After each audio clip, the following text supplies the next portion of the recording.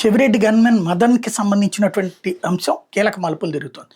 తన్ని కొట్టారని చెప్పి హాస్పిటల్‌లో జాయిన్ అయ్యి, అట్లాగే ఒక లెటర్ రాయటంతో కంప్లెయింట్ డీజీపీకి రాయడంతో పాటుగా మరొక వైపున ఏకంగా కోర్టులో పిటిషన్ కూడా వేశాడు. హైకోర్టు కూడా నెక్స్ట్ అతన్ని పిలిచి విచారించాలంటే ఒక లాయర్‌ని అనుమతించమని చెప్పి ఆదేశాలు ఇచ్చింది కూడా. అయితే నిన్న చెవిరెడ్డిని అరెస్ట్ చేసి తీసుకెళ్ళినప్పుడు ఇతను మదన్ రాసినటువంటి లేఖలో ఉన్న పేర్లని అక్కడ అడిగారట. అక్కడ అడిగినప్పుడు అందులో ఉన్నటువంటి ఒక ఆఫీసరు మేమైతే కొట్టలేదు. నేను ఆత్మసాక్షిగా చెప్పగలను. మీ వాడిని అట్ట చెప్పమనండి అని అడిగారట.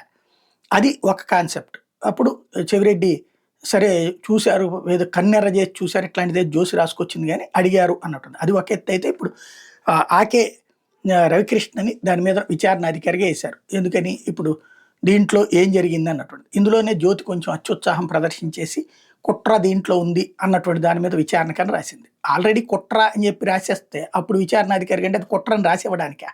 అట్లాంటిది కొంచెం అత్యుత్సాహంతో షుగర్ వచ్చిన వాళ్ళకి టాయిలెట్‌కి ఎట్లాంటి ఇబ్బంది ఉంటుందో వీళ్ళకి వార్తలకు అట్లాంటి ఇబ్బంది అయిపోయి తొందరగా రాసి పడేస్తున్నారు. ముందే కుట్ర అని చెప్పి రాసేసి ఆ కుట్ర మీద విచారించడానికి అన్నప్పుడు ఆటోమేటిక్‌గా ఆయన ఆ నివేదిక ఇస్తారనినే అనిపిస్తుంది. బేసిక్‌గా అయితే కొట్టలేదని నివేదిక వస్తుంది అన్నటువంటిది ఈ వార్తల ద్వారా కన్ఫర్మ్ చేశారు.